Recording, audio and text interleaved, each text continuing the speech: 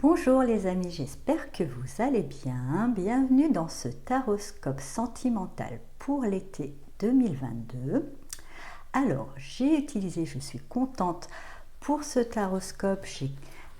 Pour faire les taroscopes sentimentaux, je me suis procuré l'oracle de l'amour par Astro Bohème, que je trouve fort adéquate justement parce que au-delà de parler de ce qui va arriver comme si on était des pantins et qu'on n'avait aucun pouvoir sur nos vies, il ramène un petit peu à qu'est-ce que fait travailler la relation en nous afin qu'on puisse, je dirais, affronter certaines choses ou sublimer d'autres et avoir des relations les plus harmonieuses possibles. Donc c'est un bel outil de travail et je suis ravie du coup de travailler avec lui pour ces taroscopes. Donc là, avec l'oracle de l'amour, on aura un petit peu le thème, le défi de ce taroscope pour cette saison. Ensuite, puisqu'on est en été, c'est quand même fun l'été, j'ai décidé d'utiliser le Magic Tarot, qui est un tarot espagnol, un petit peu décalé, avec des femmes à barbe, qui ont du poil aux pattes. Enfin, il est un petit peu loca. Et je trouvais ça bien pour mettre une petite touche de fun, puisque quand même c'est l'été, on est quand même un petit peu plus décontracté. Comment se déroule un tirage? Donc c'est pas comme le tarot, le taroscope général avec l'énergie centrale. On va fonctionner par colonne et puis on va remonter. Donc là, cette colonne, ça va être vous, le consultant, comment vous êtes et comment vous allez évoluer. En face, sur la troisième colonne, ça va être la personne avec qui vous êtes en couple ou celle que vous avez dans le cœur. Pour les célibataires, entendez dans personne plutôt contexte ou environnement ou éventuelle rencontre, en tous les cas. Voilà, je ne vais pas faire à chaque fois un truc spécial en couple, spécial célibataire, mais je dirais essayer de transposer, quand je dirais personne, plutôt contexte, atmosphère, environnement. Et là, on verra justement comment évolue la personne que vous avez dans le cœur ou comment évolue le contexte en tant que célibataire dans lequel vous évoluez. Au centre, justement, on va voir la relation. La relation pour les personnes qui sont en couple ou qui ont une personne en vue. Et je dirais, quel possible pour les célibataires, voilà, qu'est-ce que ça va créer comme champ des possibles avec votre évolution, le contexte en face de vous et quel champ des possibles. Bien sûr, après, c'est libre. Si vous vous reconnaissez plus dans la colonne là plutôt que dans celle-ci, voilà, vous avez la possibilité d'intervertir. Car bien sûr, ce taroscope, il est général, il ne parlera pas à tout le monde. Vous prenez que ce qui résonne en vous, vous laissez le reste de côté. Vous pouvez, pour plus d'informations, consulter votre signe ascendant et lunaire. Et puisque comme on est dans le sentiment, vous pouvez aussi consulter le taroscope du signe dans lequel se situe Vénus dans votre thème astral. Comme cette introduction, je vais la reprendre à chaque signe, je vais quand même vous faire un timer avec le temps indiqué quand démarre le taroscope proprement dit. Il suffira de cliquer dessus parce que si vous regardez le taroscope de votre signe, de votre ascendant, du signe lunaire et de Vénus, je pense que vous en aurez marre d'entendre cette introduction et je vous comprends. Donc il suffira juste de cliquer sur le temps qui est indiqué dans la barre d'infos sous cette vidéo. Et voilà, je vous dis à tout de suite donc pour les taroscopes. Bonjour chers amis Cancer et bienvenue dans votre taroscope sentimental pour l'été 2022. Donc on va voir un petit peu le défi, qu'est-ce qui se profile pour vous pour cet été. Et on vous dit, soit dans la curiosité plutôt que dans la recherche de sécurité. La curiosité, c'est la vitamine de l'amour.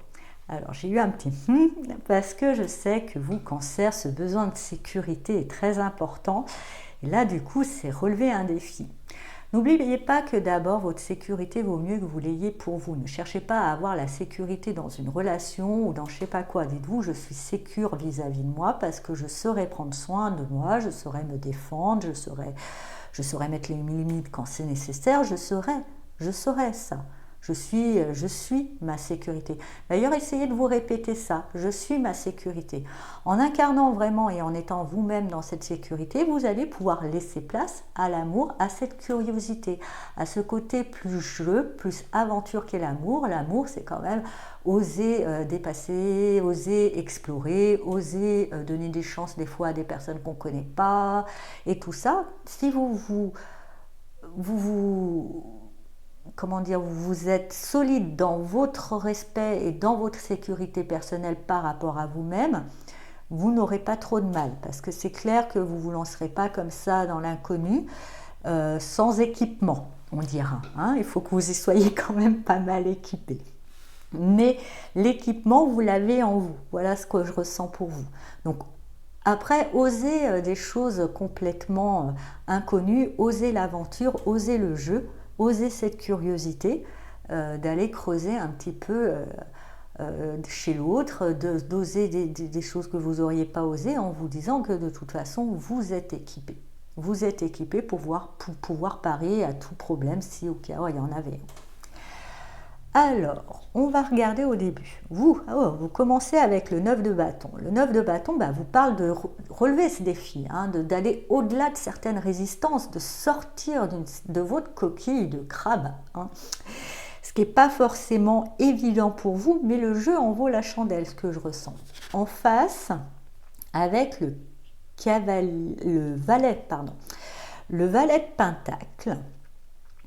En face, il y a quelqu'un d'un petit peu jeune, mais quand même bien terrien, avec des projets. Hein. C'est vrai que c'est peut-être là, ça va vous bousculer, parce que on est dans le pentacle, donc c'est quelqu'un qui a vraiment envie de construire. Hein. Ce n'est pas une amourette d'un soir, ça c'est sûr.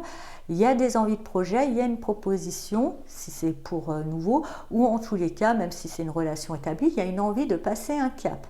Il y a quelque chose. C'est vrai que la personne est encore jeune, le projet aussi peut-être est jeune. C'est pour ça que ça vous demande d'aller au-delà des résistances. Vous avez besoin de, je dirais, de garantie, la meilleure garantie. Vous en avez. On me dit, vous voyez, comme là aussi, osez l'aventure, osez tenter. C'est bon non plus, le projet, il peut être fractionné en étapes, voyez-le d'ailleurs en étapes, une étape après l'autre, et en même temps ce que je ressens, c'est même une personne qui a envie d'avancer, mais qui n'est pas non plus pressée, du moment qu'il y a un plan d'action, une étape, et après on voit quand l'étape est faite, si on passe à la suivante, ça ne va pas gêner. Ça ne va pas gêner, donc à la rigueur, faites un plan d'action étape par étape, et voyez chacune des étapes pour ne pas vous faire peur. Avec le valet de bâton, justement, on reparle de cette curiosité, ce qui va permettre de ramener un peu de peps, de ramener de l'inédit dans votre vie sentimentale. C'est ça qui est bien dans l'histoire. Ça va vous permettre de vous sortir de votre cocon et de ramener cette étincelle. Hein, quand on a un projet, quand on a un but ou quand il y a quelque chose, c'est motivant, c'est enthousiasmant, il y a une direction à prendre. Ça va pouvoir vous ramener à un certain peps, à une certaine curiosité, justement, à un petit côté aventurier qui doit sommeiller en vous et qui a envie de s'exprimer aussi. Donc, avec ce 6 de bâton, c'est parfait, vous relevez le défi. Et du coup, vous en êtes plutôt fiers et vous pouvez, parce que c'est vrai que ce n'est pas évident pour vous de sortir de votre coquille, hein, de votre carapace, tout ça. Et vous y gagnez, vous y gagnez. Vous vous sentez quand même avec ce 6 de bâton, il y a une notion quand même de récolter des beaux lauriers et d'avoir une belle surprise. Ça en valait le coup, c'est pas plus mal. En face, avec le 8 de pentacle, là on voit la personne elle est motivée. Hein. Il y a vraiment une notion de construire quelque chose. En face de vous, il y a une personne qui est motivée, qui met le plan d'action, qui travaille, qui prend sur elle aussi. Cette personne, ou quelqu'un qui fait un travail sur soi justement, hein, pour pouvoir donner toutes ses chances à cette nouvelle étincelle. En tous les cas, c'est clair que c'est quelqu'un qui s'y donne les moyens, qui est volontaire. Ce qui fait entre vous, avec le 8 d'épée, alors, c'est assez contradictoire. Il y a quand même, du coup, on parle le 8 d'épée de peur infondée. Peut-être cette personne travaille tellement il y a quand même une angoisse. Est-ce que ça va porter ses fruits ? Vous avez gagné, hein, vous savez comment vous êtes, comme je vous disais, grand besoin de sécurité, vous avez gagné de sortir votre coquille, mais après vous vous dites, bon bah ça y est, j'ai eu mon cadeau, est-ce que je ne vais pas rentrer dedans et puis avec mon cadeau, parce que j'ai peur de le perdre, hein, vous savez que des fois aussi, la victoire, les choses bien, ça peut faire peur, parce que après on se dit, est-ce que ça va durer? Mais c'est là qu'on vous dit encore, c'est qu'un jeu, oui, oui, bah... ne gâchez pas justement ce beau moment de victoire en vous disant est-ce que ça va pas tomber à l'eau. Profitez-en, de toute façon, sans vouloir vous alimenter encore plus vos peurs, tout est impermanence.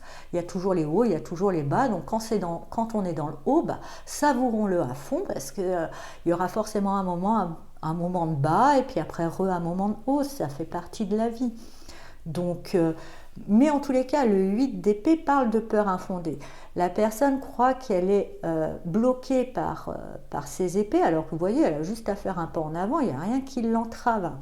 C'est juste que ça cache un petit peu son champ de vision, et je pense que cette personne, elle est bloquée dans son champ de vision parce qu'elle est beaucoup trop dans le boulot, là. Elle a la tête dans le guidon, tellement pour nourrir ce projet, peut-être peur de l'échec.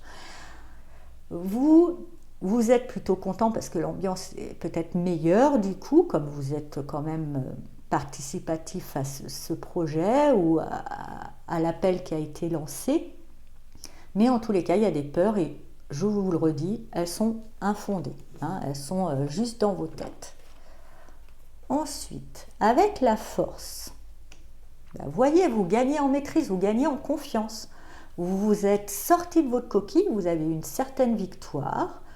Et vous gagnez en confiance, vous gagnez en force, en maîtrise. Donc finalement, vous voyez la surprotection, oser la curiosité qui était là, même si ça fait peur, ça vaut la peine parce que du coup, vous en êtes que plus solide, beaucoup plus, et vous gagnez finalement, comme je vous disais au départ, en sécurité parce qu'en étant plus solide, vous êtes encore plus sécure vis-à-vis de vous-même.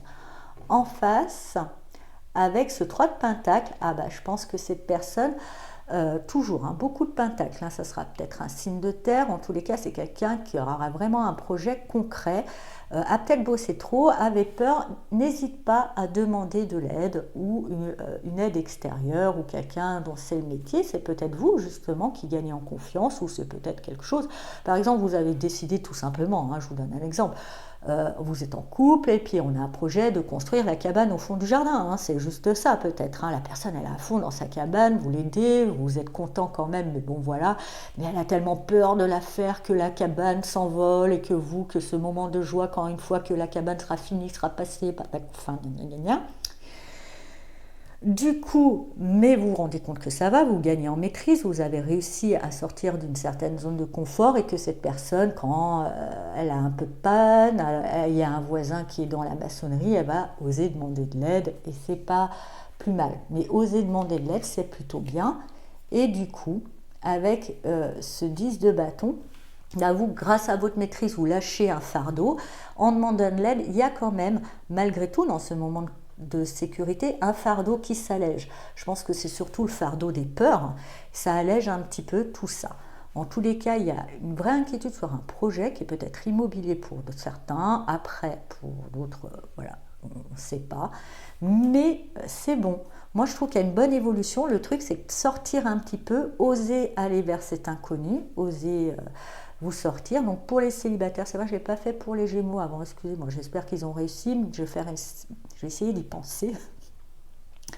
C'est sortir de votre coquille, vous allez rencontrer quelqu'un qui sera plutôt signe de terre, jeune, qui a beaucoup de projets. Vous aurez un bon match, ça vous fera plaisir, mais vous aurez peur en vous disant est-ce que je serai à la hauteur? Et la personne aussi, elle aura peur parce qu'elle sera à fond, elle y croira dans le projet. À un moment, elle va ramener peut-être ça à des choses un petit peu plus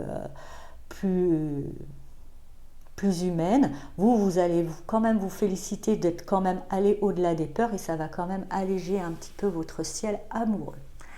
Voilà, chers amis Cancer, j'espère que ce taroscope vous a parlé. Je vous souhaite un très bel été 2022 et je vous dis à bientôt. Au revoir.